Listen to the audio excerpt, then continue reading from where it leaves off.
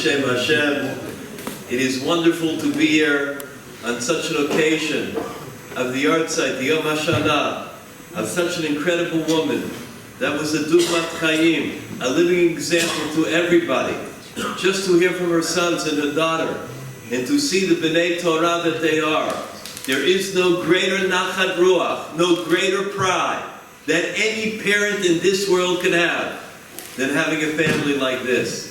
Biglal Avot Toshia Banim, because of the sake of the great mother and great fathers, the children should all have Atzlacha and Bracha, V'tavi Geula Livnei B'neihem. And the grandchildren should all be great and grow in the wonderful way of Atzlacha. I would like to just note that we have the great zechut to be together with Rabbi Yaniv, who I would say in this world is an individual that performs miracles. The numbers of people that he was able to get to go to yeshivot and to Beit Yaakov, and the people that he affects throughout the entire world, it's incredible. Chazaq shego meichayo l'choyo. Acharon chaviv, of course, our great Beit Elio, the great shul that serves as Aksanya. I've been here a couple of times before. There is such a special avirah, special atmosphere here. It is conducive to learning Torah and mitzvot.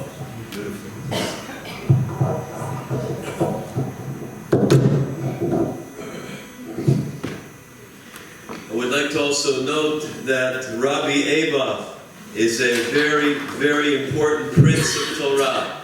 He helps in every possible way. He spreads Torah in an amazing way with great humility. Hashem should reward him. He should have everything Baruch Niyotu B'Gashmiut. We start today particularly with an inyan of how to recognize the moment to shine, the moment to take note, the moment that a person can grow. A lot of times things happen and they don't even realize it. An individual goes through the day, something amazing happens, there is an opportunity for Gadlut to reach greatness, and it just sort of passes us by. An individual will never know. Interesting thing, I was in Washington, D.C. in the Kennedy Center, and believe it or not, I'm walking on the hall, and all of a sudden I see what looks to me like a precious jewel. However, I see a lot of people passing it by. So I thought for sure this must be like, a child had a little ring for a quarter, 50 cents, and it fell down, so everybody left it. However, as I get a little bit closer, I bend down, I pick it up, and I say, you know what? I'm not a jeweler. Far from it. But this thing looks like it's worth something. I take a look at it. I go over, and I say to the security guard, I think that somebody lost this. I want to return it. The security guard says, where'd you find that? I said, right in the middle of the hall. He said, well, do you know who lost it? I said, if I knew who lost it, I wouldn't tell you about it. He said, okay, we'll take it. That little jewel that everybody just walked past was $18,000. $18,000. Everybody just walked past it. They didn't realize it. Must not be real. Just left it on the carpet in the Kennedy Center. We don't realize it, but every single day there are opportunities. $18,000, $36,000, $100,000, and we let it go because sometimes we're not able to realize what we can gain from the moment. Let's just take a look for 1 minute in the Chumash. Moshe Rabbeinu, right? He saw a bush that was burning. He saw a bush that was burning, Vasneh. And that sneh didn't stop. The bush kept burning and it didn't go out. All of a sudden, he looked at it for a minute. When he looked at it for a minute, he said, wait a minute. This is not something normal. A bush that burns like this, it doesn't go out. There must be some message for me. It must be a simon from Hashem. Sure enough, Hashem calls out to him. Vayomer Moshe, Moshe. Hashem calls out Moshe, Moshe. Vayomer.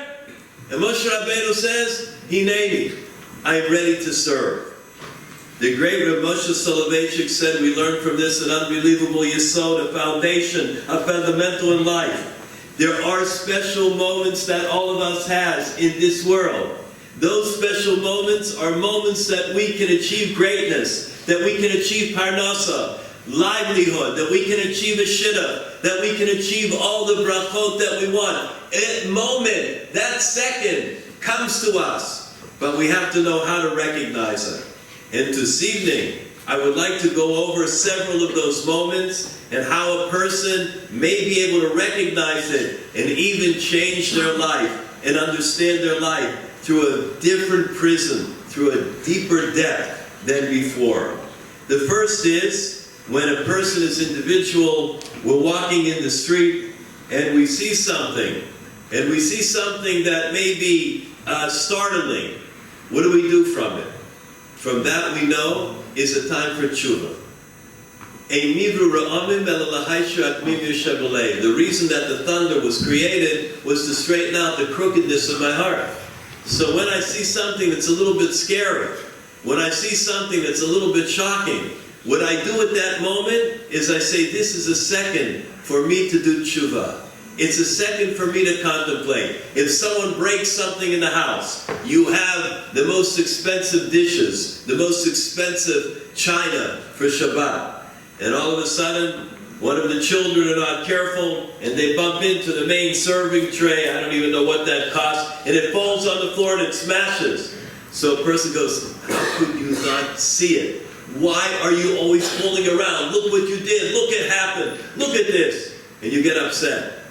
You've got to go completely the other way. When such a thing happens, you say, Shtabach Shemo, this is wonderful.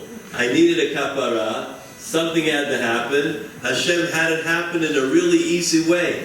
The dish fell off. It broke. I lost money. But Baruch Hashem, I'm whole. Everything is good with me. No problem. Everything is wonderful. We have those opportunities in life, but we've got to know how to frame it. We've got to know, how do you see it? A fascinating idea happened. Fascinating.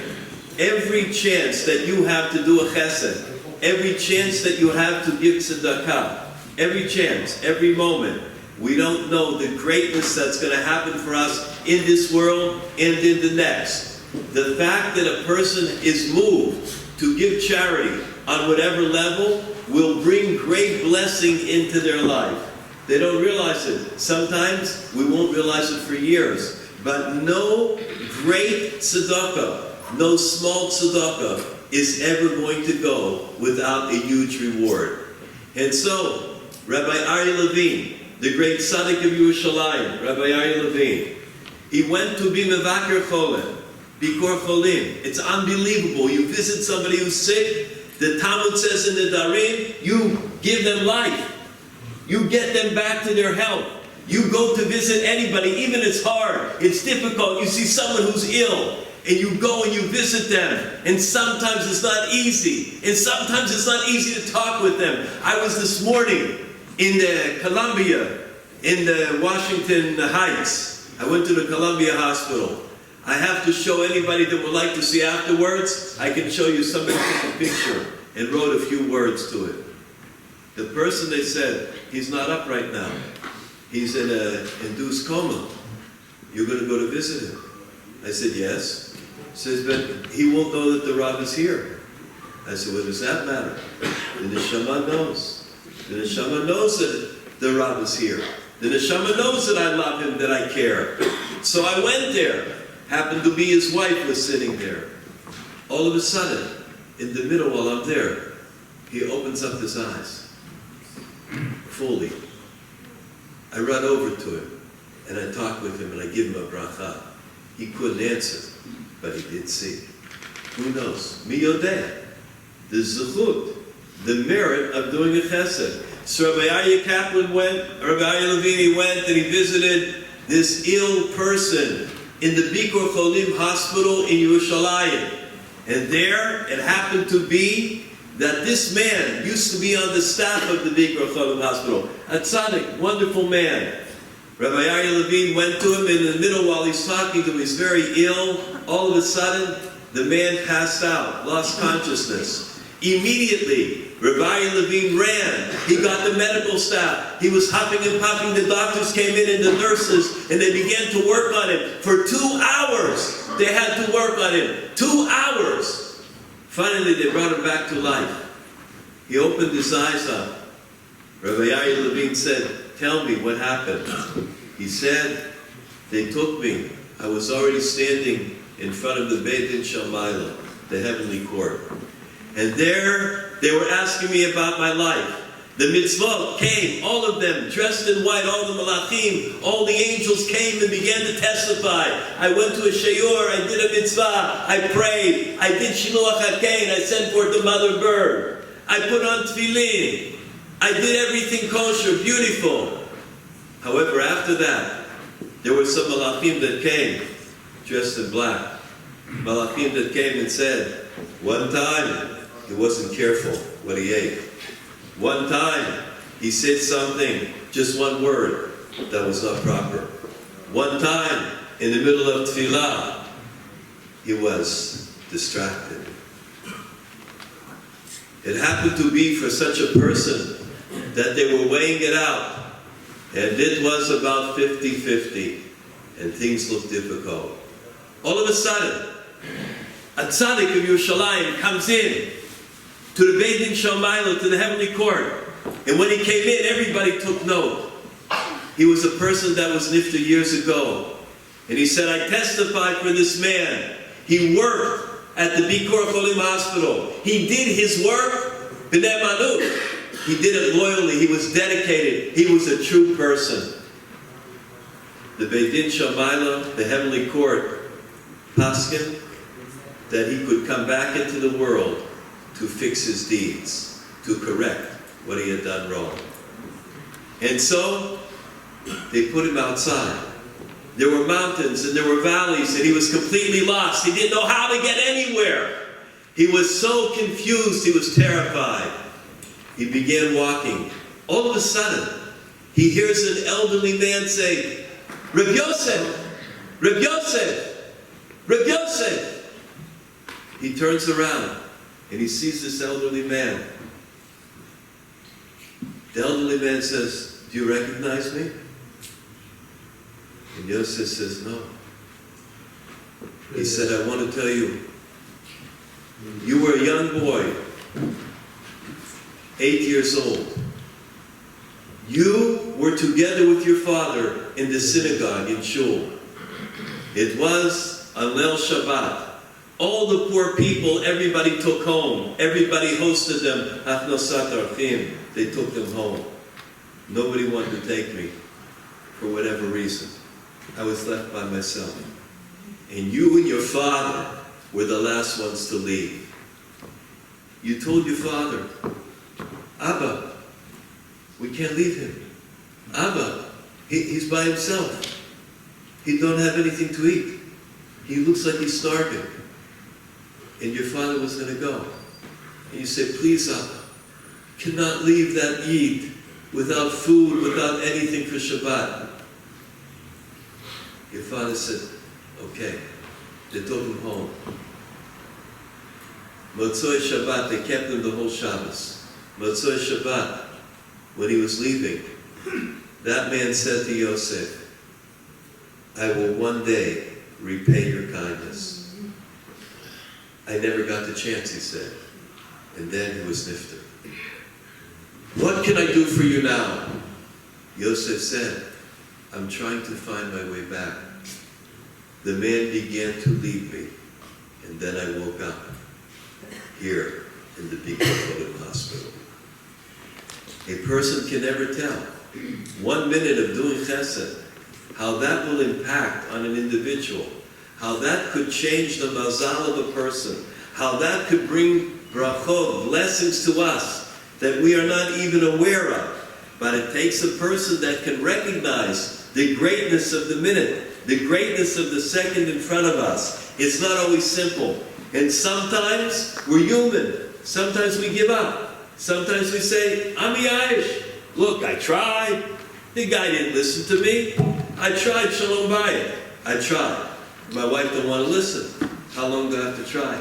I give up on it. what it is, what do they say? It is what it is, right?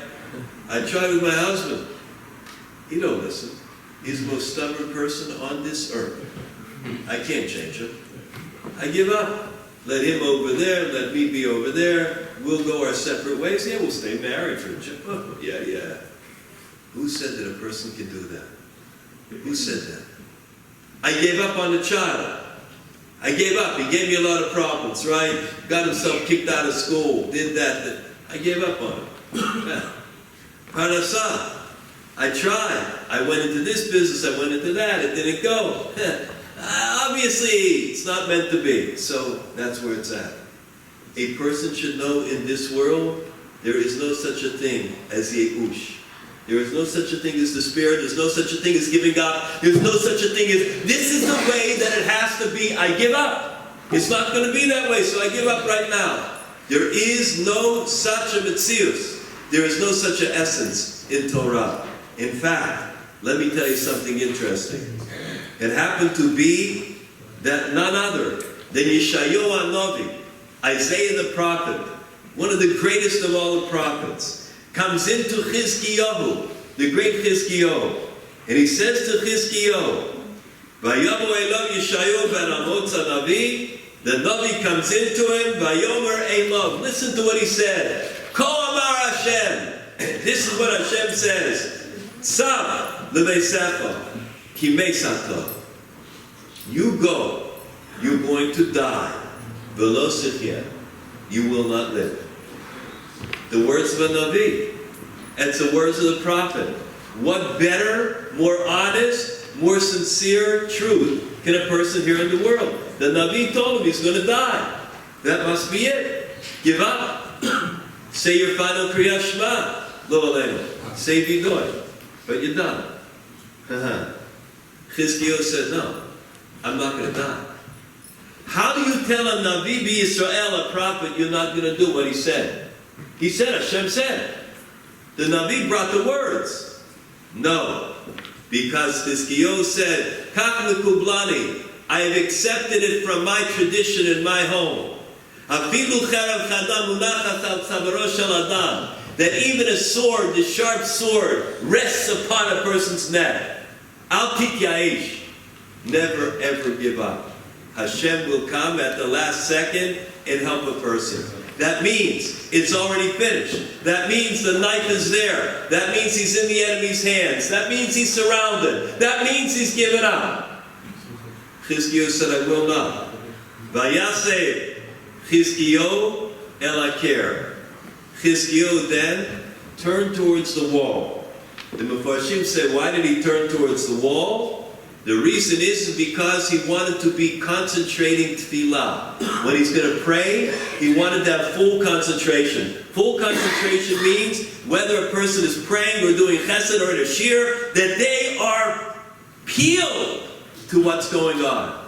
When they pray, there is nothing else in the room other than Borei Olam, than Hashem and them. When they are learning, they're learning, and every single drop of all of their koach is into the learning. Nothing else for anything whatsoever. He prayed, so he turned toward the wall in order not to see anything, in order not to be distracted. And at that moment, Vayispalel el Hashem, he prayed to Hashem. Vayomar, Ana Hashem. Hashem, he said, remember, I did all these things. I went before you in truth and sincerity. I went with a good heart. I went with good eyes. I did everything. And he began to cry. And the Mefarshim say, he didn't even have the koach. He didn't have the voice to cry, but he prayed. Vayihi davar Hashem el Yeshayahu lemor. Yeshayahu had already left. He was in the courtyard. He had left Chizkiyahu. He was going home. All of a sudden, the davar Hashem said, go and tell Chizkiyahu, Ko Amar Hashem Elokei David Avicha, the Hashem of Dovid your father, Shamati es tfilosecha. I heard your prayer. Ra'isi es timosecha. I saw your tears. Hineni Yosef ayomecha chamesh esrei shana. I give you 15 more years. The Navi said, he's dying. Chizkiah said, I won't accept it. He prayed, and he got 15 more years. How interesting it is that an individual that does not accept Yeyush, that at those minutes when we feel like giving it all up, at those minutes when we feel, I don't have to try anymore, I'm done, I give in. I had a young woman that came into me, and she gave to me, the story already got spread around, she gave to me a check, a huge check, and she said, I want to give this to tzedakah. I said, this is a huge check. She said, yes. I had it, I was saving it for the day that I get married, because I'll need to make a wedding, and I'll need to buy things, and I'll need to set up the house. But I gave up. I've gone out for years, and it's gone. So Rabbi, I would like you to take the check. I said, okay. I took the check. I put it in the drawer. I didn't cash it.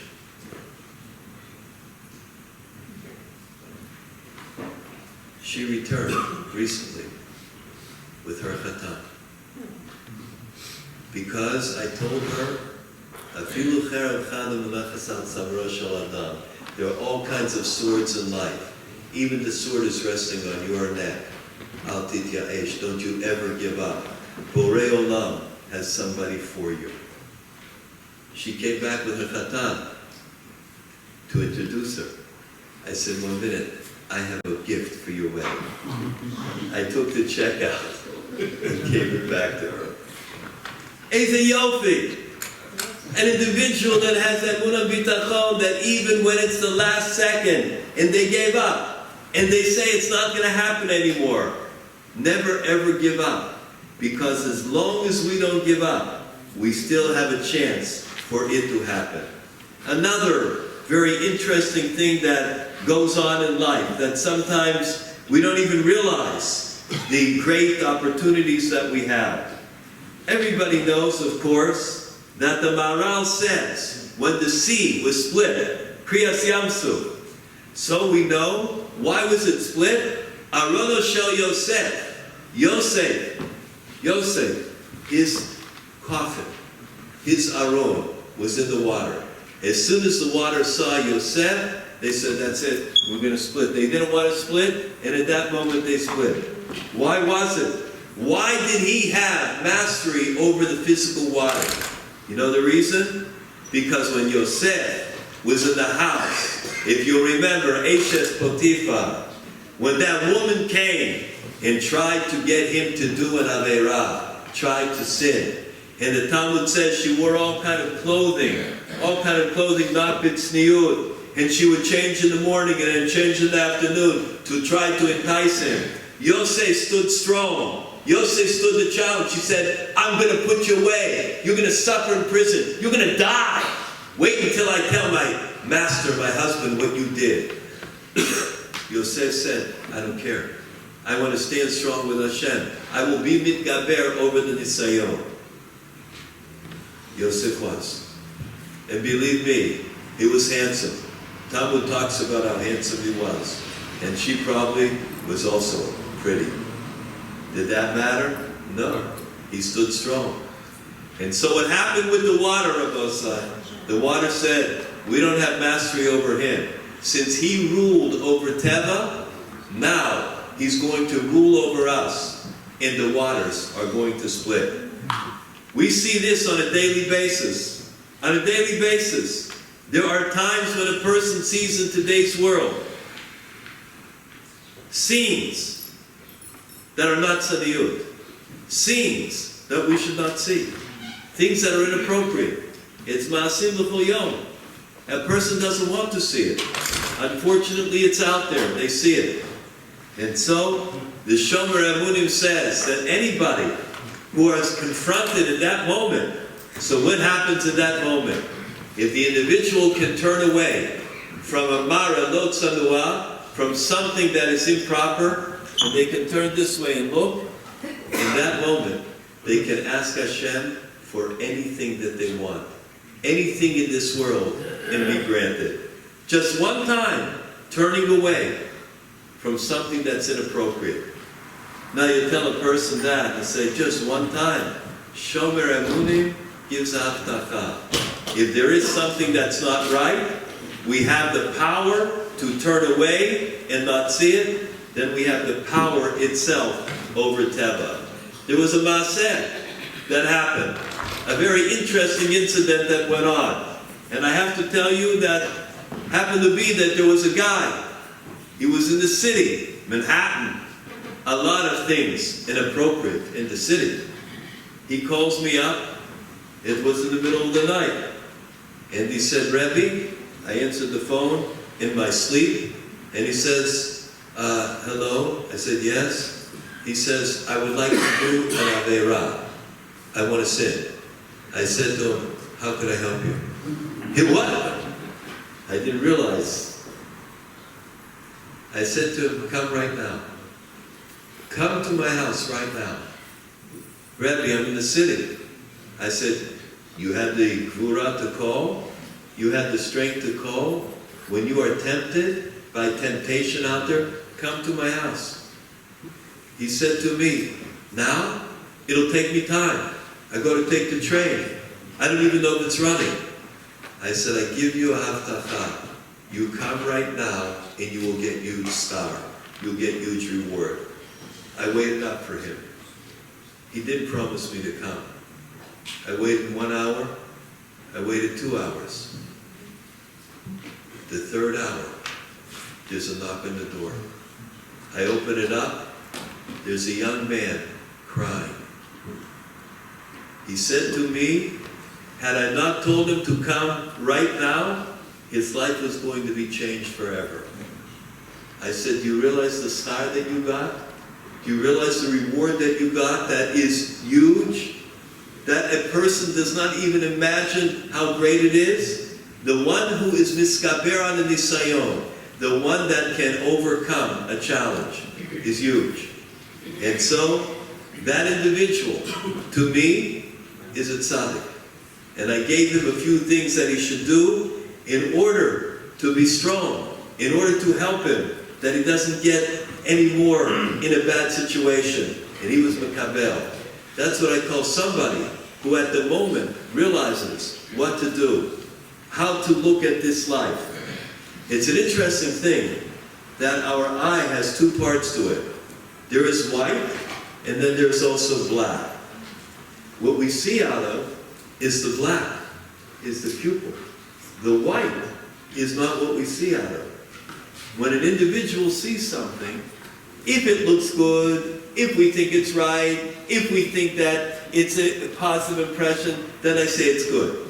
If it's black, if it's dark, if there are things that are a little bit scary, then I say it's bad.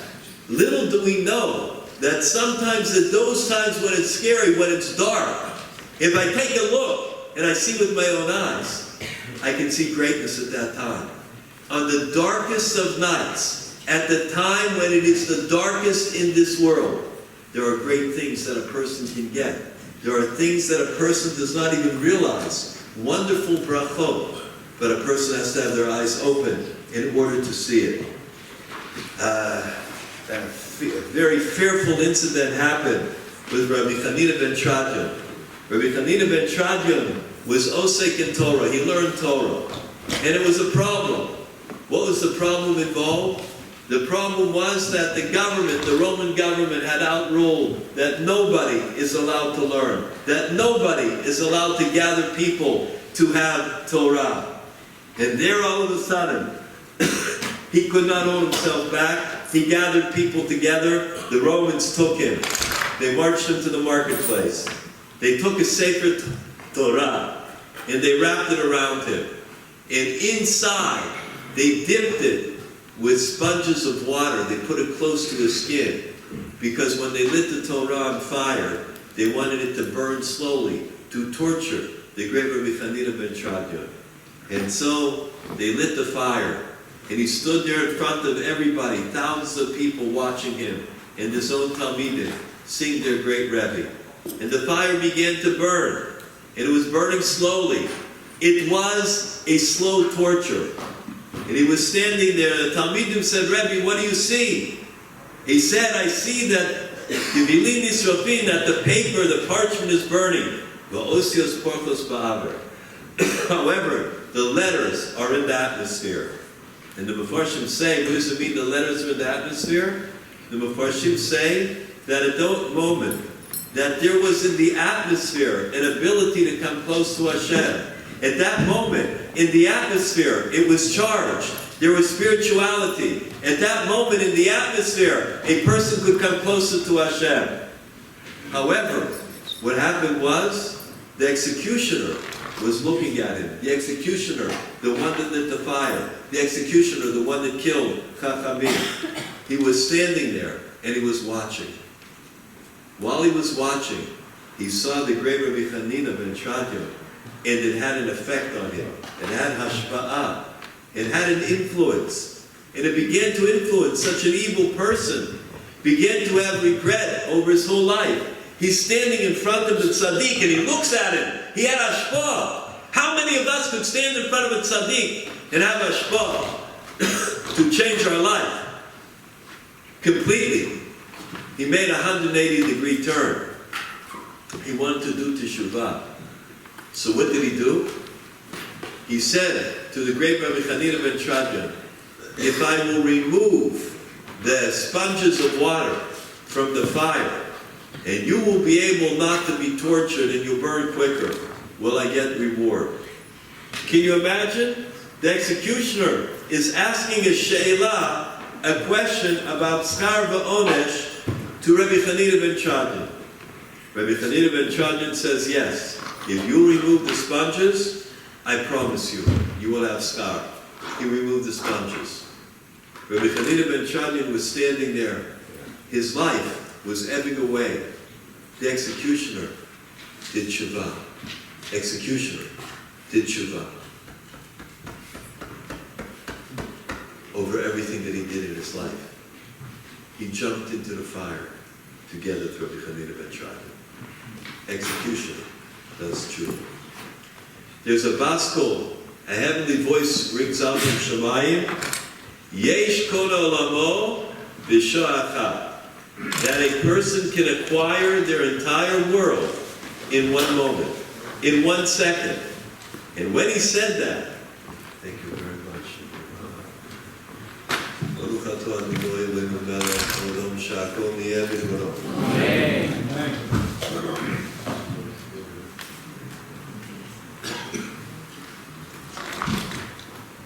At that moment, the Baskol said, both Rabbi Hanina ben Shadya and the executioner are mizuman l'chayei olam haba, that they are invited to the next world. Rabbi heard it, and it says, Bocha Rabbi. Rabbi began crying. So they asked the question, why did Rabbi cry? He should be very happy. The man got olam haba. The executioner, as bad as he was, he did Shuvah Shlema, and he himself got olam haba. So what's bad? What's wrong? Rebbe said, how many of us in our daily life sees great things? How many of us in our daily life, no matter what chances we have, no matter what moments there are, we miss them and we let them go by. When we could be koneh chayei olam haba, when we could acquire the next world. That's why he cried. Because there are those that just let those moments pass by. The moments of regesh, the moments of feeling, the moments of emotion. It says, when it comes to Kabbalas Torah, so it's a fascinating thing. It says, Vayar, that Klal Yisrael saw the Kabbalat Torah, Vayanu, and they were moved, Vayamdu merachok, and they stood far away. So what does it say? It says the great Kotzker, Vayar, Vayanu, they were moved. It was a great scene. Kabbalat Torah, Vayanu. So when a person's moved, when they hear something, when they see something, when they're exposed to something, and they have the chance to change, they have the chance to be inspired. They say, it's nice, sounds good, I understand it. It was very moving. I watched the clip. It was unbelievable, very moving. But right now, I'm not ready. Let me tell you a few things of people that were Mekabel at the time when they realized that a Hakrava was necessary. Few people, few incidents. A mother came into me, a mother and a father. They have 6 girls to marry. Not one married. 6 girls to marry. They're getting older. They got nothing. Nothing. Little prospects. The mother says 6. 6? If I had 3, okay, 6 is a big thing. I told her, together with her husband, be Mekabel. Accept upon yourself something. Which I accept. Accept. Do something every week. You want to give to a Niyam every week? I'll help you. Okay? I'll do it. Thursday night, I got under the door an envelope. Stuck a Niyam. I gave it out. 2nd week, 3rd week, 4th week. I figured give her a couple of months and it'll taper off. 1st year, 1 kala. 2nd year, 2 kala. 3rd year, 4th kala. 4th year, she's still putting every single Thursday night. Rabotai, they all got married. Bishatov Mutzlachat, all beautiful shidduchim. But you know the strange thing? I'll come home tonight, underneath the door, after they're all married, and they're all children, growing up. I still get the envelope underneath the door. That's a person that changes. They know the moment. They know what they got to do. They make a hakrava. It takes a little sacrifice. It takes us to go out of my comfort zone. I got to do something. Give to you one more.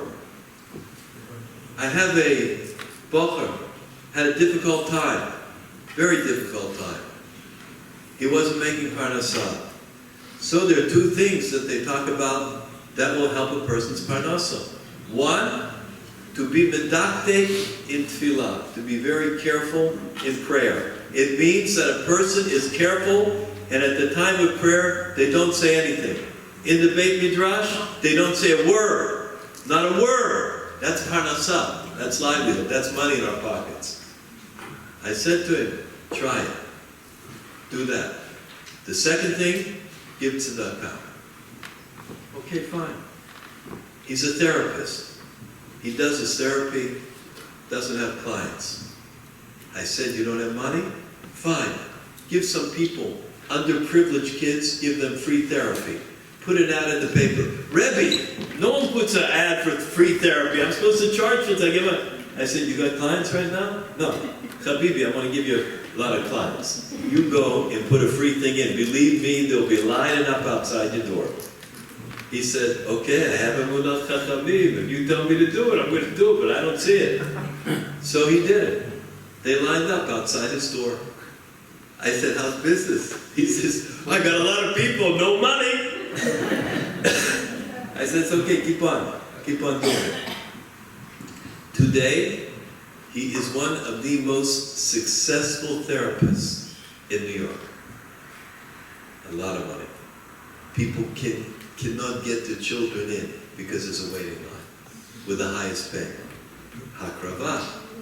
You got to make some sacrifice. You got to do something in order to be able to get somewhere.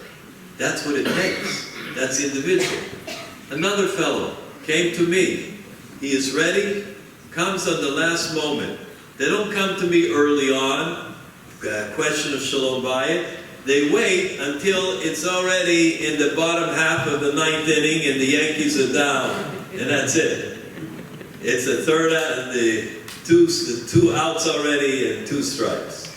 Then they come in, Rabbi, Hatzileni, save me, tell me, how difficult is it to give the get? Tell me, what's the process? What's involved in it? No, I tried. You understand my wife. You can't work with her. I said, there's certain people you can work with, you can't work with her.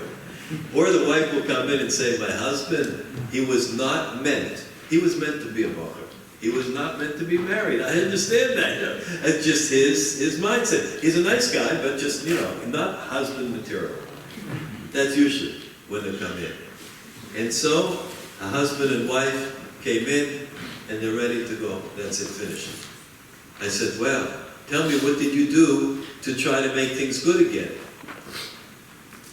Well, we went to a marriage counselor, and we had bigger fights in the marriage counselor than we do at home, so we stopped, because we were yelling back and forth. I said, that's not what either one of you did to make hakrava, to try to sacrifice something that you have that you can give. Tell me what you could do. Well, I don't know. I said, tell me what you could do in your house. Could you have orchim over? Could you have people come over? Well, we fight. So I said, you have to make an agreement. When you'll have the orchim over, during those meals, you won't fight. You'll schedule your fight for Friday night. Shabbat in the afternoon, it'll be okay. You'll be there, sit, you won't say no, nothing bad.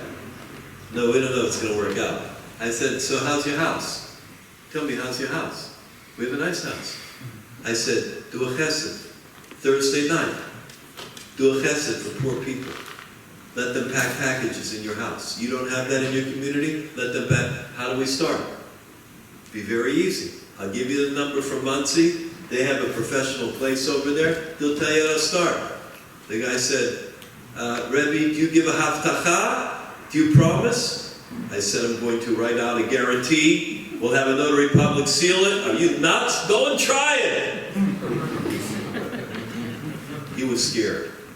He did it. Thursday nights, their whole house is filled with packages.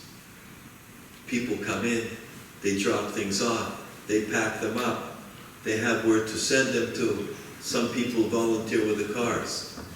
They don't have that much time for the squabbles anymore. They don't have that much time to find a psul, to find something wrong with their husband or wife. Shalom Bayit became great. Hakrava. An individual that knows how to recognize the moment can change their entire life. But you've got to see that that moment, you have to hold yourself. Another one.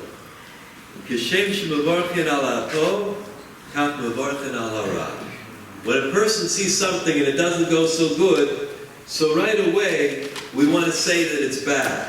Right away, I want to say, Hashem, I've been so good. Why is this happening? Instead, what they should be saying is, Borei Olam, I understand that everything that happens for a reason. Ki ata imadi, you are with me at every moment. When I'm waking, when I'm sleeping, when I'm walking, when I'm in trouble, when I'm down, when I'm up, Hashem, you're always with me. The Baal Shem Tov said, Mizrach Shemesh, when the sun is shining, when the stock's going up, when everything's great in the family, when the kids are doing well in school, when I have everything that I need and my health is good on all of us for 120 years. Mizrach Shemesh. Oh, then, thank you, Hashem. Hashem, you're the greatest. Hashem, you're my king. Melech Malchei Amlachim. How about when it's not so good, Chas v'Shalom? So the Baal Shem Tov says, Mizrach Shemesh ad levo'o, when the sun goes down, when there's some dark times in life, when the storm hits you, when the going is not so easy and it's rough, V'hulul Shem Hashem. At that time, you thank Hashem. At that time, you say, Hashem, I know that you're doing great things for us. I can't see it right now, and it doesn't matter, because with my eyes of flesh, I'm not able to envision it. Individual that's able to say that will go the entire other way. That person will bring a lot of brachot into their life. But it's just like if you have a dream. You've got to be careful. Someone will say, oh, that dream, I can interpret it in not such a good way. Rov chalomot holchin achar hapeh. You've got to be careful. Never say out your dream. Only to somebody that you trust. Only to a chacham. Because you've got to hear a good interpretation on it. And when it's interpreted for the good, then everything happens well. Why were they all afraid to say something to Paro?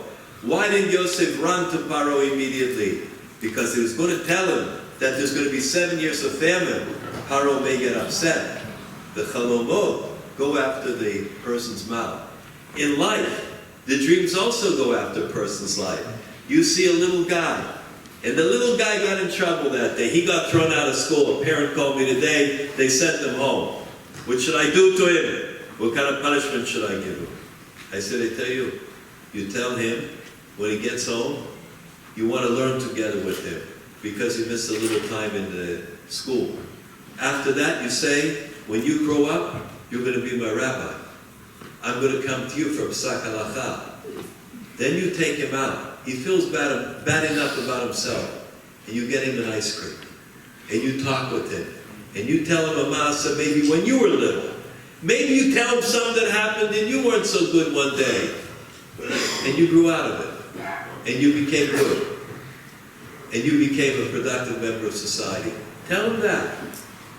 Oh, then the child goes an entirely different way. Then it's not the same.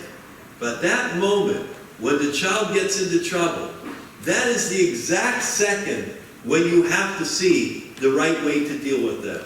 Because that's the moment that that child is already in a nisayon. Hafrashas Terachim. It's a moment that they're at the crossroads. You handle it right, you got him for life. You handle it wrong, it's an opportunity that you never have again. Every individual has a chance in this world to do greatness. Every individual in this world has a chance at different moments of our own life. Moments when we get embarrassed. Moments when we get ashamed. Moments when somebody disturbs us. And we can answer back. Oh, we are gifted with sharp tongues. Oh, we're gifted. You calling me that? I want to tell you, I'm going to cut you down to size right now. I'm going to let you know exactly what I think about you. If a person can hold back at that moment, it says in Shoftim, Hashem's ones that love Him are like when the sun goes out and it's strong and you hold your tongue and you don't say anything and you don't answer back and somebody shamed you or someone embarrassed you or someone made you feel like a fool or someone said your answer wasn't a good answer or you did something wrong. All of us have that. I want you to know in the top drawer on the left side of my desk, I keep a tefillah, a special prayer. That's a prayer of a person who was embarrassed.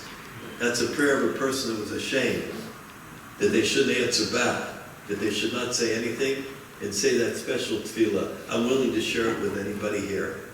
And that tefillah, when a person says it, has an answer. Because that's a moment when a person was able to control their tava. I'm going to tell you, I had one time, I had to hold back. I'm going to share it with you. I went to a chuppah. There was a chassan and kala. I didn't know them. They came to the house. They said, Rabbi, you don't know us. We came to some of your shiurim. Would you come? We're getting married. I said, it would be my greatest honor. They were getting married not too far from my house. I came. They called me to the chuppah. I was under the chuppah. I saw them. There couldn't have been any bigger present for that chatan and kala. You think that she cared about the dress, about the tiara, about this, about the shoes, about the band, about the whole thing, about the flower. Every kala deserves the best, but not this kala. She couldn't care less. Her and the chatan both stepped from where they were supposed to be, and they said, Rebbe, thank you so much for coming. I never had that in my life, no matter how happy they were. They stepped back. Chuppah ended. I had to leave. I had to give a shiur. I ran downstairs. However, everybody was first. It was a small outer room, and they were waiting for their coats, to put the coats on. Everybody had the ticket to give and get the coat. And I'm standing there in the middle of everybody. They had an elderly couple giving out the coats. I think it took all night. And they're giving the coat like this, and the person with the ticket. It was a whole title. Anyhow, a guy steps up to me. Rabbi Goldwasser, I said, yes. He said, I want to ask you mechila. I said, I'm not good. No, I want to tell you what I did. I said, don't tell me. No, I won't. By this time, the entire room, must be like 60, 70 people are all saying, gee, what do you do? We want to hear about this one. Rabbi Goldwasser, don't tell him to be quiet. I said, I don't want to hear it. No, but I want to tell you what it is. Now, I may look like I'm, but when someone bushes you out, in front of like the whole thing, I just went up and made a bracha. It was really nice. And now the guy put me down on the ground. Rachmanov, I just came here as a favor, Okay. I said to him, please, don't say anything. No, but it wasn't nice. What I did, I said, I tell you what, don't say it. If you say it, I am not mochel you. If you don't say it, mochel b'lev shalem, I forgive you with a complete heart. That is the only thing I could do to get that guy quiet. Some very wonderful tzaddik took the ticket out of my hand, ran up to the front, gave them like $10. I got the coat. I ran out of there into the snow like crazy. Why? Busha. In that moment, a person has to know how to be quiet. When you're upset, when somebody gets your goat, when somebody ticks you off and they light your fuse, that's the moment you got to know how to keep your control. You got to say, I am here. If that happened to me, there is a reason for it. It's not that person, it's not that thing, it's not that one. It's I got to look into myself. Introspection, zihirus. I got to figure it out. Why is it happening? Rabbi Nachman of Breslov, the great Likutim Bar, said something so beautiful. V'ahavta l'reacha kamocha. You love your friend like yourself. He says it a little differently, homiletically. V'ahavta l'reacha. When things happen that are a little unpleasant sometimes, when that happens, v'ahavta, love it. Why? Kamocha. Because it's for you. It's to fix your life. It's to grant you atonement. When something not so good happens, should be a kapara. I'm happy that it went on. I will be better. I will try more in my life. I will learn my lesson. That is the very great idea that all of us have in understanding the greatness of every moment that we have. I would like to, if I had the koach, I would talk all night. So much to say on it. Every moment of our lives is so full with so many brachot.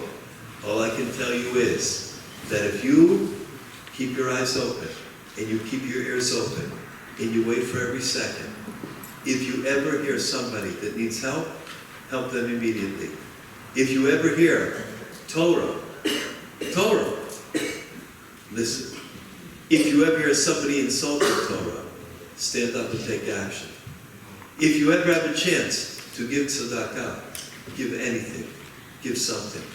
If you ever have a chance to speak up for a child that cannot speak up for him or herself, speak up for them. If they're ever bullied, don't stand for it for a half a second. If they ever have a bad time in school, you go. If they ever can't get into school because they have a difficulty, don't rest until you are able to get that child into school. If there's someone that needs a shidduch, you put their name on the door. You don't take that name down until they're under the chuppah. These are moments in life that we all have that make us great. Everybody here in the zchut of the great neshama that we came this evening, she should have an aliyah in Shemayim. She should be a good intercessor, a litzi yashara for everybody. And everyone here should have great hatzlacha bracha and everything. And ruch niyut and gashmiyut. Amen.